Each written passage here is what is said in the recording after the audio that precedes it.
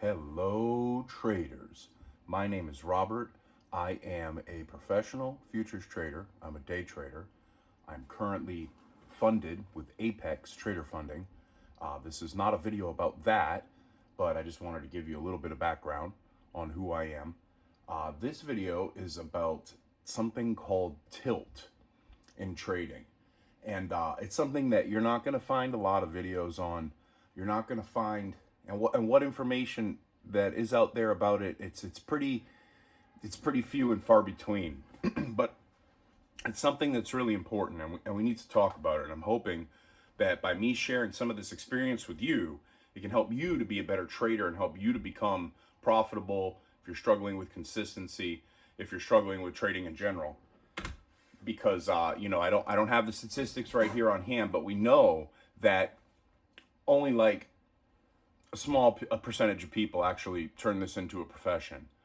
When you look at brokerage statements, when you look at different companies and they talk about the success rates over time, especially in futures, it's bad. Most people blow up their futures account like within a month, or within 6 months or a year. And I just want to let you know that it's possible to learn to trade futures professionally. You can do this professionally, but you have to first get control of your emotions. And that's what this video is talking about, this tilt in trading. So let's start by defining what tilt is. And according to the National Institute of Health, tilt in poker describes an episode during which the player can no longer control their game by rational decisions. It leads to a loss of control over the game, a loss of emotional regulation, higher cognitive distortion, and a loss of money. And it applies to trading too. I don't know if you've ever been trading. I'm not sure if you've ever been in a position where you are trading and something goes wrong. Maybe you take some losses. Maybe something's going on in your personal life and you start making really bad choices. Now, I don't mean that you got stopped out, like you entered a trade that's according to your plan or your system and then it didn't work out.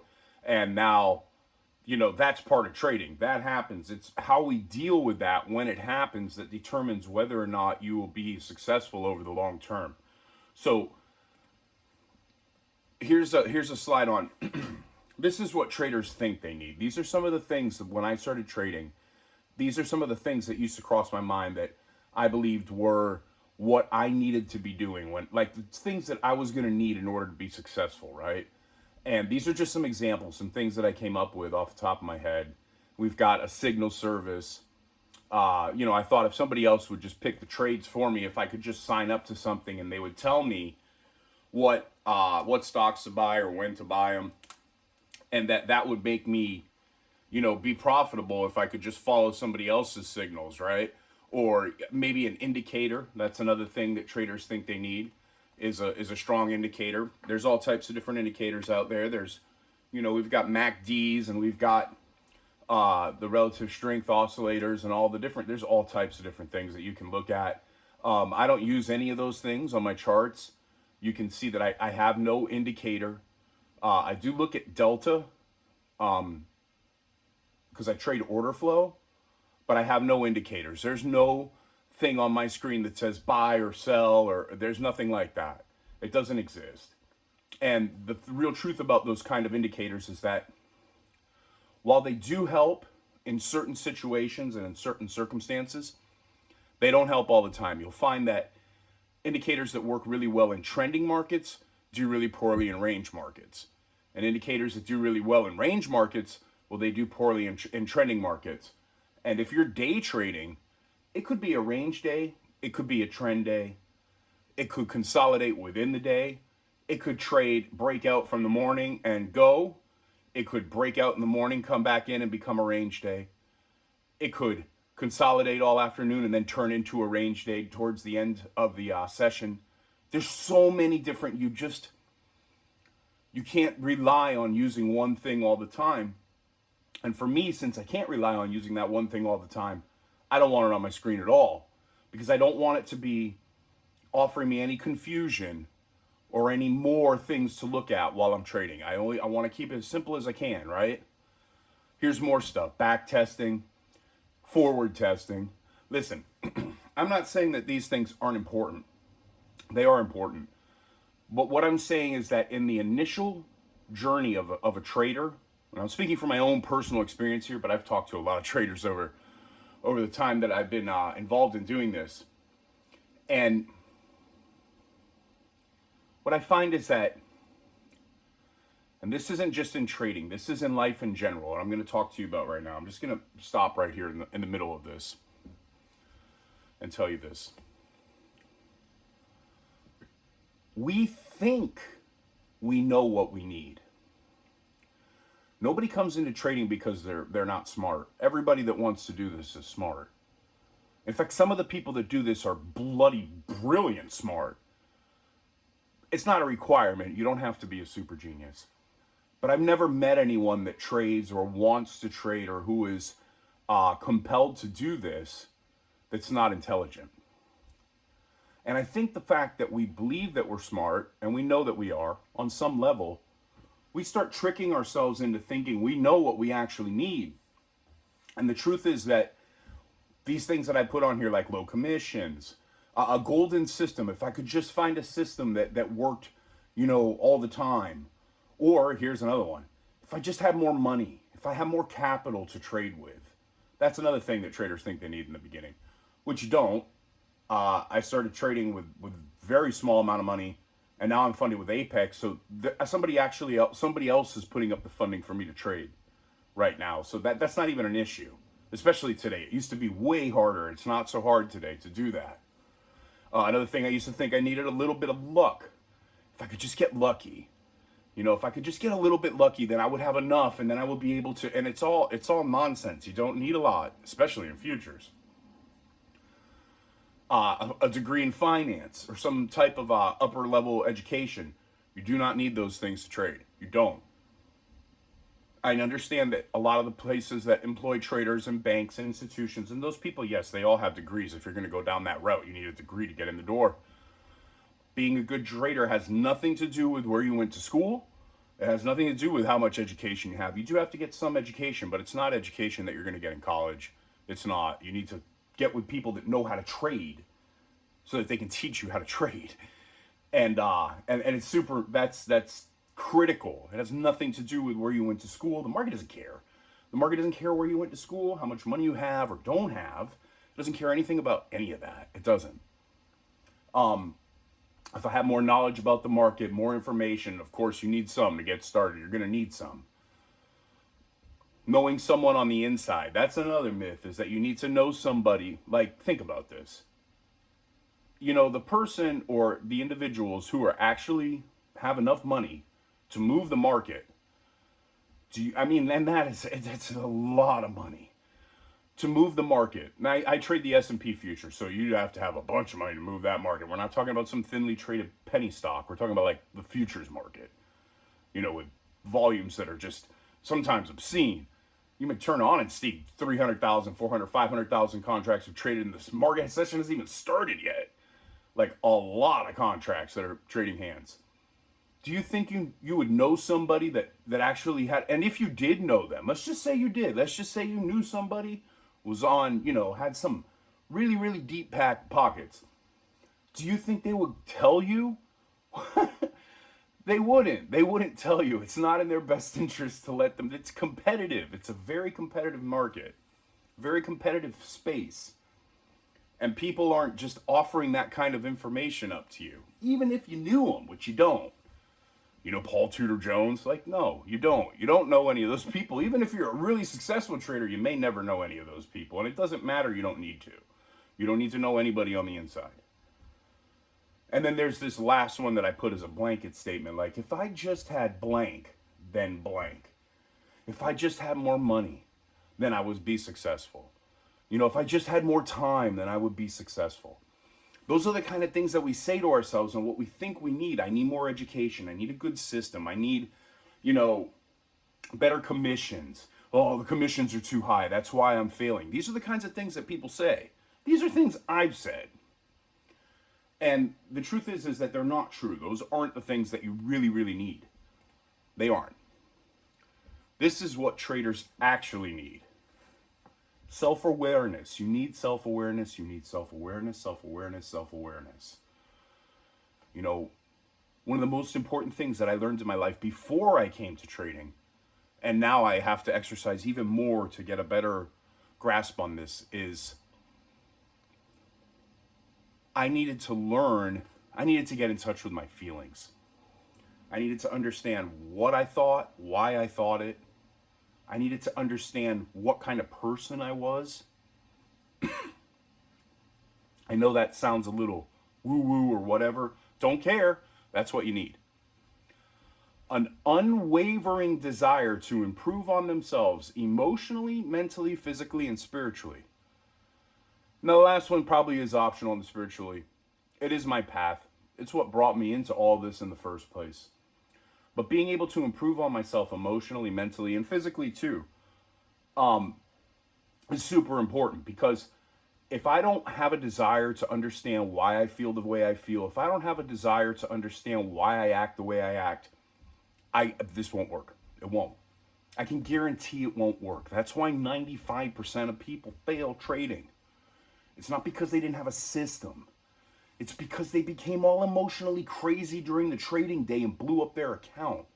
And then they blame the market or the friend, or somebody didn't give this, or they followed somebody blindly, and threw on max position on a single trade and it didn't work out, and now they're mad. What traders actually need is rigorous honesty. Am I really being honest with myself about who I am and what I'm doing and what I'm trying to do? Am I really patient? Am I really disciplined? Am I really those things? Because people say oh yeah, I'm pretty disciplined, Are you? Are you really? Are you really that disciplined? I don't know. I don't know you. I'm just saying. I don't know you. I just know most people aren't. I'm not. I'm better now than I once was. So another thing that traders actually need is to live at cause, taking 100% responsibility for themselves, their results, their actions, and their behaviors. And ultimately, at the end of the day, humility. Now, the living at cause thing is important because I can never turn this machine on. I can never place trades into the market, not get the results that I want, and then say, oh, it's the market's fault. Oh, it's because of the Fed. Oh, it's FOMC. Oh, it's my wife's fault. Oh, somebody said this thing to me, and then, so I did this, and we make up all these excuses. And the truth is, it's my responsibility. I'm the one here clicking buttons. I'm the one that made the decision to get into that trade. I'm the one that made the decision to break my rules. I'm the one that made the decision to move my stop. I'm the one that made the decision to XYZ, because if I don't look at those things and look at that on a daily basis and see what I'm doing, I'm so much more and then I get mad. And the madder I get, the more likely I am to make more and more irrational decisions, just like it said in that first slide about making the irrational decision part, right? And the problem is, once it comes on, man, it's really hard to get it back under control. It just starts snowballing on itself, and oh man, I took a stop. Oh, this is going wrong. I know I should size up. I'll size up. I'll put more contracts on. I'll get it back. And you know what? That'll work until it doesn't. And there'll be a day where it won't, and there'll be a day where your account will be blown out, or you'll fail the evaluation, or whatever it is you're trying to accomplish with the trading, right? And so, okay, so let's look at this. Why is this so important? Well, it's because the number one reason that people blow up their accounts. Not going on tilt is the number one reason. Like, going on tilt is how it happens. No one blows up their account who isn't on tilt. No one. It's not possible, because, unless you have no experience or knowledge whatsoever and you just come in and start slapping stuff on there. Yeah, you can blow up your account that way, I suppose, and not know why it happened. But for anyone else that's done any, reading, research, or whatever to learn about some risk management, basic money management rules and stuff, which I'm going to go into a little bit later in the video. So, without understanding this state, you will not succeed as a trader. You won't. If you can't recognize that that emotion coming on, if you can't recognize the impulsivity starting to, rear its ugly head, if I start, going back to back with my trades, if I start trying to size up, if I can't see that, I've got to stop that immediately and take a break. I'm at risk to blow up my account. And few people, they don't go on this journey of self-awareness. They get so engaged in the thing and they're slapping contracts on in and out, and then they're mad because it's not working out. Listen, I'm telling you my own experience. I'm not talking down to anybody. I've done this. Believe me, I have. And if I'm not willing to go on this journey deep enough to understand why I act the way I act, what I can do to change that, and how detrimental it is to my account balance, my overall sense of well-being. Sure, it feels great when you have some winning trades, and in futures it's possible to put together money really quickly, but it's also possible to blow it all up really quickly. It really is. And here's some of the emotions that can lead to tilt. And for me, this is how it always starts. There's this entitlement thing that happens where I have this sense of being wronged. I have a trade all planned out. I go into the trade. It doesn't really work out. And sometimes I'll go in again at a little bit better level. And maybe that one doesn't get worked out. Maybe it gets flushed right out. Boom, my stop gets hit. And now I'm like, ah. And now I've got this sense of being wronged. Oh man, what should be going down? What is it doing? And I'm mad at the market. And I have that revenge seeking. Like I want to take it out on the market. And I have the fear, and I have greed, and I have anger, and these different emotions that are arising inside me because I've had this sense of being hurt attached to my trade. And for me, it takes many of these trades in a row for this to happen, and I have safeguards in place. And it's not even today, I don't even really have safeguards anymore. It's just that I've done it enough that I know how to space out my trades, and I know what it is to keep myself emotionally balanced, and I have a check. If I'm not balanced, if I feel this stuff coming up inside me, if I feel the emotions start to rise, I stop. I take a break, even if it's for the rest of the day. Even if it's for the rest of the day, it doesn't matter. It's more important, especially in day trading futures. I'm going to tell you this right now. This is super, super important. It's more important day trading futures to preserve your capital than it is to make money. Preserving your capital and keeping your losses small is infinitely more important than hitting a big trade with a bunch of contracts on it. But Robert, how will I make it? Trust me, it's exactly the opposite of what I thought that I needed to do. I thought I just needed to make enough money, and if I made enough money, then it would be okay because I could take losses and I'd have plenty of room, and it's completely backwards. Focusing on not losing a bunch of money is way more important than making money. So this was my results from last week. You can see there was this one tearaway day. These were on some evaluations with Apex. Here, so I had a day here that was down, small loss. Here's another thing to look at. My win rate, it's only 53%. It's really small. About half the time. I had this one day here, I passed like 3 evaluations this day or something. That was $12,000 day. You can see it was a lot more contracts and volume over here too. But I'm just showing you, this is not to brag. I just want to show you, because this is what we all focus on in the beginning. We see that number like that. Whoa, wow. But when I look at this, I'm looking at a couple things. What was my biggest down day during this period? It was a real small down day. See it? I had a small up day too. And a small down day. And then I passed an evaluation here, and then I passed 3 more evaluations on this day.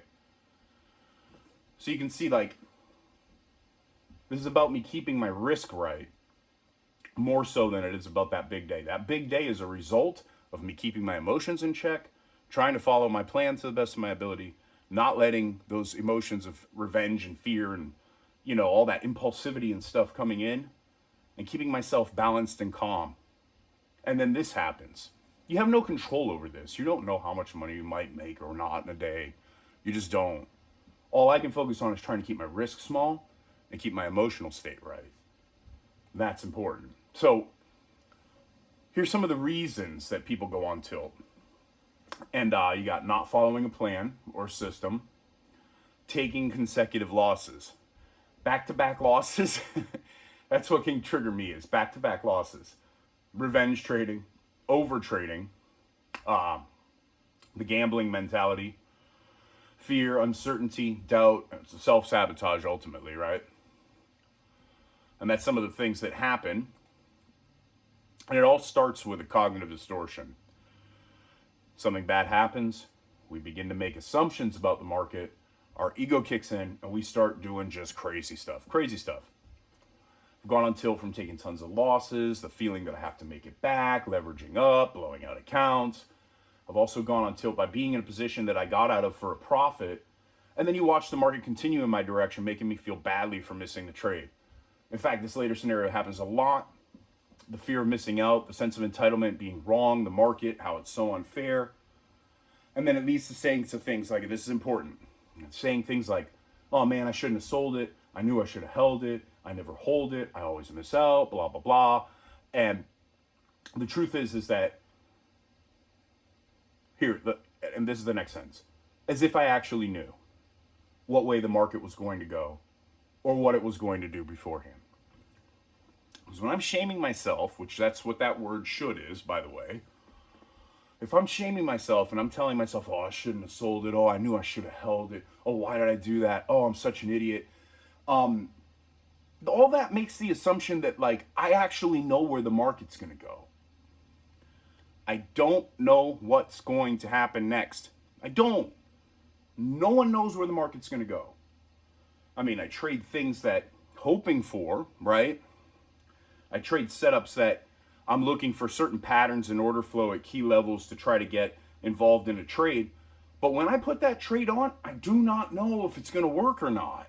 I hope it works. And, you know, I'm right about half the time. You saw that in that other slide. I'm right about half the time.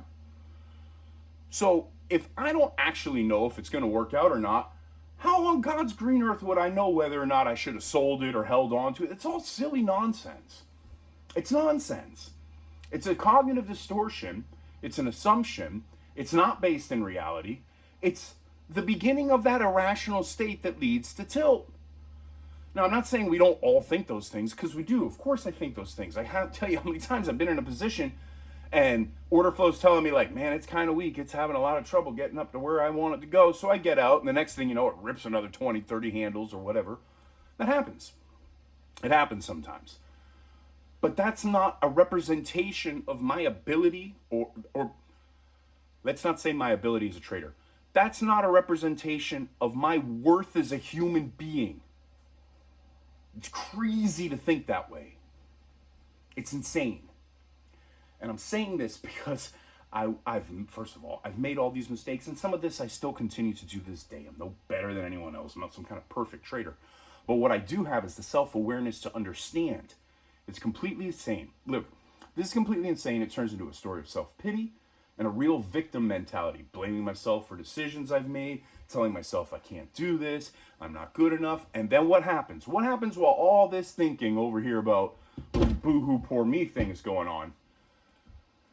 Is I blow up on purpose. Hear me out.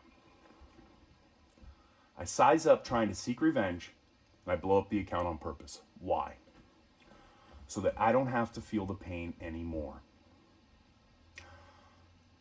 So that I don't have to feel the uncertainty of being right or wrong. I don't have to feel the uncertainty of holding on to a trade to maybe get more, but maybe not. The incredible pressure that is 100%, 110% entirely generated within me. This is what living at causes. I'm the one generating all those emotions inside of me because of my expectations, my core beliefs, and my delusion. And it all stems from the ultimate fulfillment of the core belief of not being worthy of success and not being good enough. Now, if I just said all that, and you're looking at me going, oh man, this guy's a blah, blah, blah. It's okay. I get it. I hope that you can go over this video and watch it some more until you maybe, you don't have to have the exact, I'm not saying I'm exactly right about you. I am right about me, though. I know who I am. And I know why I do some of the things that I do. And that's what this whole trading journey is, especially dealing with futures and leveraged products, is that I've got to address this stuff. I've got to come up with ways to get over this so that I don't continue to keep repeating the same pattern over and over again. Blow up, get mad, pick a new system, blow up, just so that what am I trying to prove to myself? Am I going to do this or not do it? Because I really want to do it. So the release of the pain and anxiety, if I blow up the account, I don't have to feel the pain anymore. That's what it really comes down to. That's what it really comes down to. And then, depending on how out of touch with reality I am, I can blame the market, the system, the broker, the president, the dog, my wife, my ex, my parents, the man on the moon, anyone or anything but myself. Now, you can't control what the market's going to do. You don't know if it's going to go up. You don't know if it's going to go down. You can trade accordingly, trying to pick the direction. That's fine. But you don't actually know. Once the trade's on, it's a coin flip. You don't know. Every trade is independent of itself. Any one particular trade cannot work out the way you want it to. So the problem with tilt is that once it's happening, it's very hard to stop it. That's the whole nature of tilt, and the loss of your reasoning mind and the loss of logic. That's what makes it so dangerous. Here's the worst thing. You can be rewarded while you're going on tilt. You can do some crazy irrational thing, size up when you're mad, try to get it back, or be right and be rewarded for that. Which then the ego will take is like, oh yeah, I'm a good trader. I know what I'm doing. And the truth is, if you've ever done that, if you've ever gone and just start max leveraging your account to get some money back, and it's worked out for you, it's just a matter of time before your account blows up. Guaranteed 110%. I'll bet everything I have on that because it's the truth. So if you've ever done that and you recognize that you've done that in the past, even if it has worked out for you, you have to really consider, oh man, this isn't a good thing. Yeah, I did that and it worked out that time. How did I get in that place in the first place where I needed to max leverage to get back some money I'd lost? It's because I was over leveraged on the initial losses I took, or my account balance is just too small, which that is possible. And I know if you go back and you say, well, see, I didn't have enough money. Look, don't miss the forest for the trees here. You don't need that much money. You can trade micros on $1,000. You can trade a single lot micro with $1,000. You can. So you're always at risk. Anyone can go on tilt almost anytime, anywhere, and stopping it before it starts is absolutely critical. It's absolutely imperative that you stop this before it happens.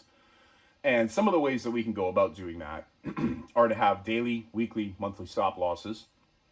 So a 5% daily on your for your max strata on your account balance, 15% for the weekly, which would be 3 days in a week if you hit your daily 3 times in a week, and then 25% for the monthly. Because if you've drawn down that much, 25% on the monthly basis, and you're not doing like a trend following system, these aren't hard fast rules for every type of trading style, but at 25% monthly, it's definitely, we need to stop and take a real serious look at what I'm doing here. If I've drawn down 25% in a month, I need to really look like there's something wrong in my strategy, or there's something wrong in my execution. Most people will say, oh, there's something wrong with my psychology. I doubt it. I doubt it. It might not be the psychology. You can't blame the psychology until you're actually executing a system over and over again, like with discipline. Otherwise, it's impulsivity. Otherwise, it's over trading. Otherwise, it's not following my stop loss rules. And that's the reason that I'm having the problems. And this is important because we don't want to get that confused. If I'm following my system and I'm only placing a small handful of trades every day, and I'm still, like, my win rate is just really terrible, then I need to look at the system itself. But if I'm not following the system and I'm just doing some YOLO whatever thing, and then blaming my psychology and blaming, that's not helpful.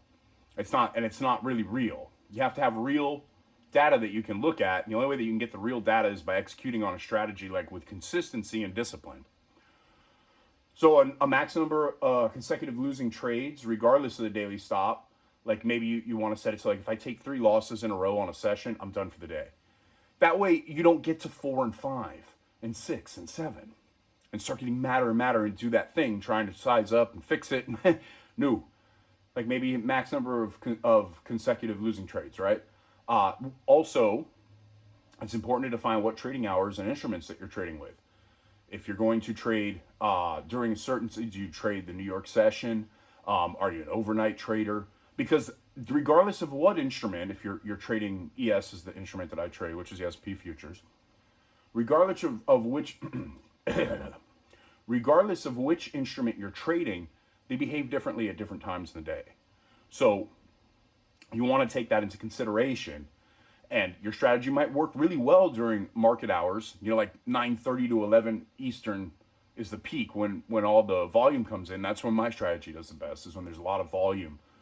And at 6 o'clock on Sunday evening when the market reopens for Globex, that's a completely different market. It's the same instrument, the same market, but it trades, the behavior is completely different. And you have to make sure that your strategy is going to fit in with that. So maybe you're used to trading, let's say you're used to trading New York session, trade that New York session, but say you want to start trading also after hours or something. Okay, cool. Do it in sim. Do it in sim to start and see if it's going to work out, if your strategy will work during those times, and give yourself a chance. Because if you just go in there with no experience trading in that particular time frame, the chances are it's going to be like in the overnight slow. Sometimes it moves, but the volume's light. A lot of times it seems to respect levels pretty well in the overnight, but you also can just get them all ahead of themselves going in one direction and they don't want to stop. So, it's hard to say. I don't trade the after hours that much. So if you have a solid trading plan with rules that you have written down and things that you plan to hold yourself accountable to, because that's important too. It's like, and I'm no better than anyone else. I've got rules here in front of me. I probably break at least one rule a day. The only difference is that today I'm completely aware and I'm honest with myself about the fact that I break my rules sometimes. And when I go back and look at my stats, I know if I pull all the impulsive trades out, I would have been profitable on the day. If I go back and look at those things and say, okay, that trade wasn't in the plan, that trade wasn't in the plan. I can't tell you how many times I've gone back and looked at Trading Journal and seen the things that I have marked out in my plan with my key levels and seen monster moves off those levels that I would have caught. But I didn't because I got impatient and I saw something else before the level was reached and I jumped in. And while I was focusing on that, I missed the real trade that was going to unfold later. It's happened a bunch of times. So those are, but again, things I'm honest about. And I look back at it and say, maybe I should have followed my plan. That's okay. So it all starts in your regular life. How do you handle situations in your normal life? Are you full of resentment and anger and self-pity? Do things easily bother you? Are you dishonest with yourself? Are you dishonest with other people? Do you lie to people a lot? Just a question. I'm not judging you. I'm just asking for you to work through this yourself while you're watching the video, Are you prone to anger, emotional outbursts? Are you crippled with that poor me mentality? And if you are, start there, because if you can't be calm and collected in your own, in your normal life, your chances of being calm and collected during trading are like non-existent. I'm pretty calm in my real life, and I did a lot of work on myself before I came to trading. And I consider myself to be a pretty even guy. I don't really get mad at people. I don't burst out in anger. It's rare that I get frustrated enough to start yelling or something. It's rare. It's really rare. And I can tell you now that even with all that, even with that ability to disconnect myself from situations and reframe situations in my mind so that I'm not as angry and or that I'm not feeling sorry for myself or whatever, all the different things in trading, trading, it's hard. It's really hard. So if you're really unbalanced in your regular life, trading is going to be that much more difficult because it's attached to our values about money, our self-worth. A whole bunch of things are attached to it, and it has the capacity to get you really emotional, really fast, really, really fast.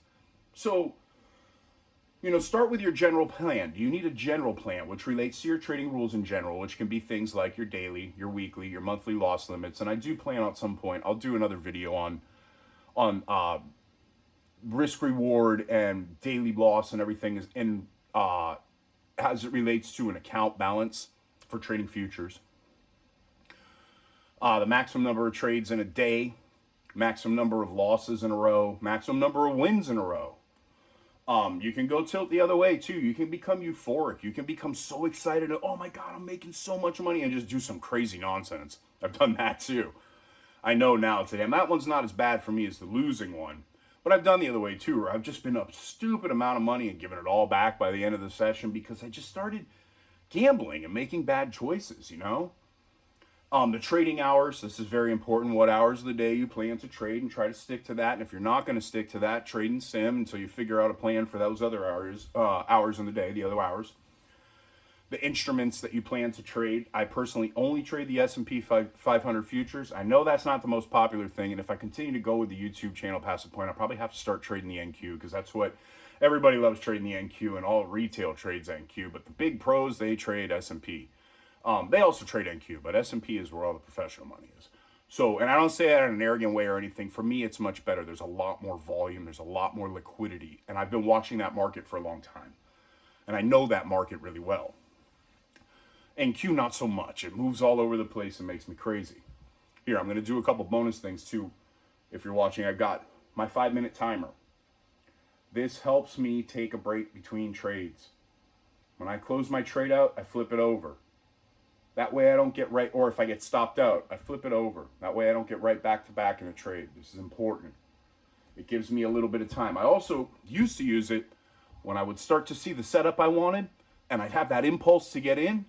I'll flip over that 5-minute timer, because I found through my journaling process that there's almost always a better entry for me 5 minutes from when I first wanted to get in. Now I don't have to do that as much, because, you know, as I practice it, it's become more part of my routine, and now I am more patient.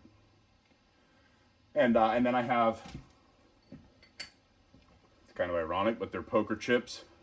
They're numbered 1, 2, 3, and I have them up to a maximum of 6. I rarely get to 6. And that's my trade counter. When I take a trade, I pull one of those out. That way I can keep track of how many trades I've taken throughout the session. You know, throughout the session, I'm able to, okay, that's my first trade, that's my second trade. It's another thing to break up that being so attached to what's going on the screen and clicking. I want to flip a timer over. I want to take a trade and grab one of these chips out and put it over here on the table. I want to stay calm, objective, and in control of what I'm doing. And those things, which I don't use as much anymore now, but in the beginning, they really helped me. They helped me to break up that thing that was going on in my mind where I'm just going too fast. And so the daily plan is the levels I plan to trade on a daily basis. I can do this the night before or in the pre-market before we open to make sure that I have my levels set up. And that's an idea. Okay, like if this happens, then I will do this. If the price gets to 5,100, I'm going to be looking for a short. If it breaks through 5,100, I'm looking for a pullback to that area. I'm watching order flow to confirm those trades. That's part of my daily plan. So you got your general plan, which consists of the number of trades, my risk management, the time in between trades, those kind of rules, which always apply generally. And then my daily plan, which is the plan that I want to trade for that particular session. And then journaling. This is the thing. You know, if you want to treat this as a hobby, you're going to get hobby results. You might as well just go set your money on fire, honestly. This is not, you know, I came into this with this idea like, you know, I'm pretty smart. I can figure this out. I'll just do it a lot and then I'll figure it out. I don't think that that's actually a real thing. I think it's just my ego and part of me also with procrastination and just being lazy.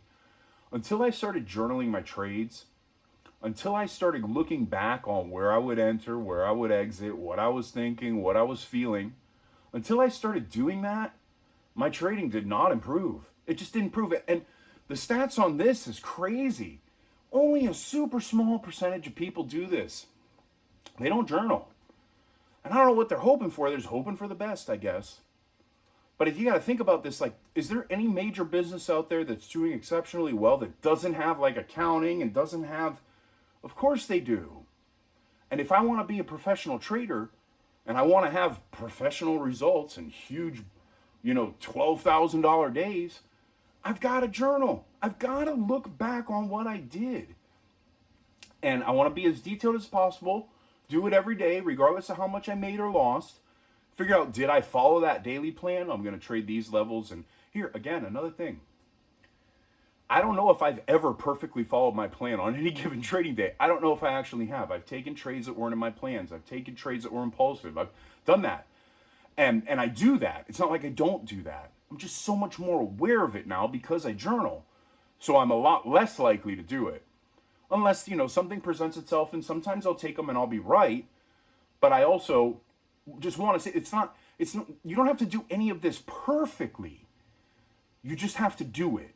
And once you start doing it, you'll get enough improvement to keep you in the game. That's the idea, right? So was there a lot of impulsive trades? Was there gambling going on? Did I follow my plan? And be honest. If you can't be honest, just quit. If you don't take anything else from, and don't ever watch another futures trading YouTube video, like, just quit. It'll save you a ton of time. If you can't be honest with yourself about, man, yeah, I just went in there and just started gambling today. I didn't have any plan at all. I just started clicking stuff. I did well, I think it's going to go up, so I slapped some on, and I think it's going to go down, and I slapped. Fine. But be honest about that. If you can't be honest about that, then you're not going to make any improvements. And I know that my information that I'm sharing here, I'm saying this because I care about you. I'm not saying this because I want to be arrogant or better than or anything like that.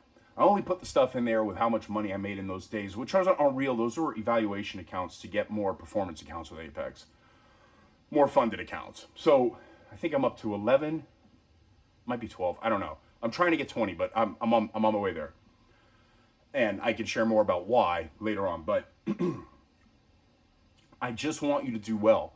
And I'm trying to share my experience with you about what's worked for me and what I know today, because the journey was super difficult for me, and it will be for you too, to get there. But without good, if you're going to just go on YouTube and watch these guys do, oh, I made like $12,000 today, and they'll put the little thing on there with the candle going down, and they'll be all excited and everything. Yeah, it's exciting. I get it. It's fine. That's not going to teach you how to trade. It doesn't have anything to do with trading. I mean, it does. It was something that they put on the screen so that you could see. But I want to see all the mistakes they made. What's their risk management plan? What are their hit rates like? What are their drawdowns like? How consistent are they really? Or are they just, flashing a Lambo? Because while yes, trading can result in Lamborghinis, that's fine. But that's not how you get there. How you get there is through discipline, through self-awareness, through honesty, through keeping your emotions under control at all times, or as close to it as possible. And if you're out of control, you step away. That's how you succeed in this business. And that's the truth. Nobody wants to share that because it's not very sexy. And I know that this video probably won't do all that well, but I'm making this video first because, in my opinion, this is more important than anything else that, technical analysis or moving average, convergence, divergence, and all these different things you can look up, because that's what we think we need. Again, I need a system, which you do. But what I really need to do is be super honest with myself and say, am I a person who easily flies off the handle and goes nuts? Because if I am, I should probably not trade futures anyway. I could just cut that out and I won't have to go through all that heartache. Just saying. Or am I someone that can work on myself and get those things under control, be honest with myself, start journaling, doing the things that I need to do in order to move forward? So, if you guys like this content, please click the subscribe button. Please leave a comment down below. Tell me what you're working on. Did this help you? Have you experienced any things like this? I would love to hear from you guys and hear what you have to say about it. And I really wish you the best. I'm going to put out more stuff that probably will be more popular to people. But this one, to me, was the one that I had to make first. I wanted to make this first so that people can look at this. And I can't tell you, the way that it started was originally, what does it look like when you're going on tilt? And I thought about it, and I thought about it, and I went all around and around in my head. And the problem is, I can't tell that. I can't tell you something. I don't know you. I'm not sitting there in the room with you. I don't know what your chart looks like. What might look like tilt to one person might have been a plan that somebody had. It's, oh, look how many times they enter it. That might have been part of their plan. I don't know. The question was, were they emotionally unstable while they were doing it? Were they just clicking because they were mad? Were they just clicking like, oh, God, I hope this works? Or was it like, oh no, it's back in my level, let me put another one? So that's the difference. Was it calm and collected and objective, or was it emotionally all distraught? That's an important question to ask. And I can't answer that. You have to answer it for yourself. And I hope you do. So I'll talk to you guys soon. My name's Robert. Have a good day.